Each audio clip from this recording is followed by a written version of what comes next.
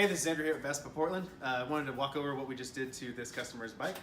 This guy's name is Randy, and he just got an orange Vespa Sprint. He added a small smoked windscreen to it.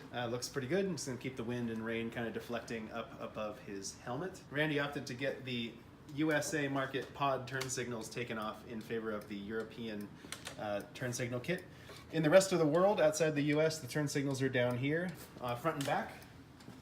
So you can see the turn signals are back in the body where they're supposed to be. It puts the running light back into the middle where it is in the rest of the world, and when you pull the brake, you'll see the brake is in the middle. Randy also added a orange top case with a pad that matches his seat, and for his passenger here on the side, he added passenger foot pegs that fold down by Bazzetti so his passenger can have a more comfortable ride. This is just a little bit of what you can do to a Vespa to make it customized in your favorite way. And if you'd like to do some things to your bike over the winter, let us know.